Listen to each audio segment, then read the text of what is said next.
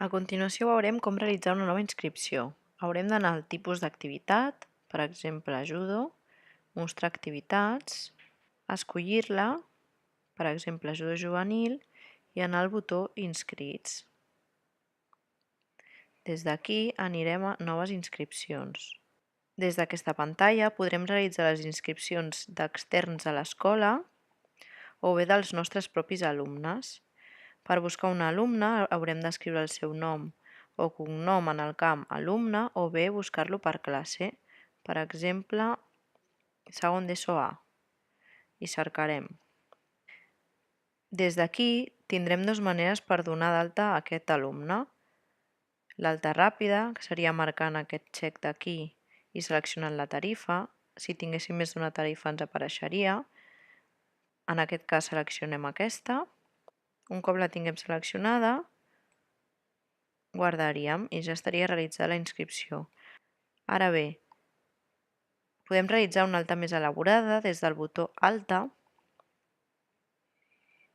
Des d'aquí podrem informar d'altres camps com la data d'alta, la tarifa, l'estat, si és inscrit, si està en llista d'espera o bé si causa baixa, que això vol dir que pot donar de baixa d'inscripció a partir de tal dia. En aquest cas, com és una inscripció, ho deixarem en inscrit. Aquí podrem escollir la forma de pagament, si és la que té per defecte aquest alumne la podrem marcar des d'aquí, o bé modificar o afegir noves formes de pagament. Des d'aquí escollirem els dies que aquest alumne fa l'activitat, en aquest cas doncs dimarts i dijous, i per últim contestarem a les preguntes. Ha fet judo alguna vegada, sí o no? Doncs sí. I guardarem. Si tornem a la pantalla inicial, veiem que ens apareix un avís. Si cliquem aquí, veiem com aquest alumne ha estat donat d'alta. Marcarem com a llegit. I si tornem a la pantalla principal i anem a judo, judo juvenil i anem al llistat d'alumnes, veurem que aquest alumne també ens apareix en aquest llistat. Aquest llistat també el podríem exportar a PDF.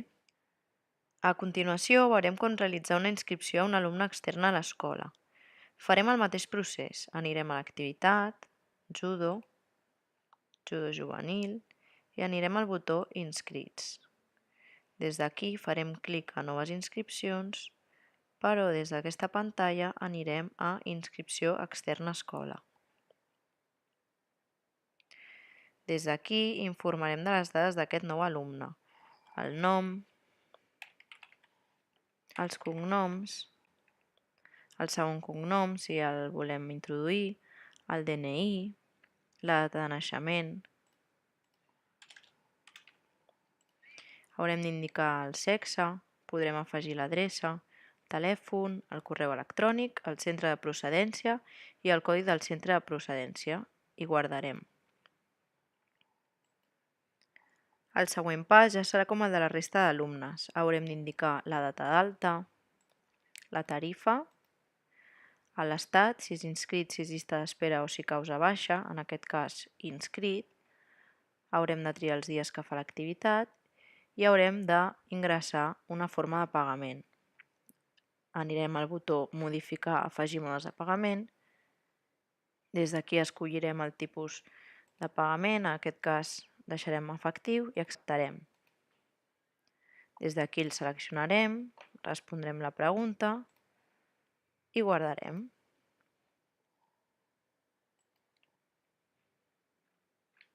I aquí ja ens apareixerà la Maria. Si tornem a la pantalla inicial i anem a judo juvenil, anem al llistat d'alumnes i aquí ja ens apareix.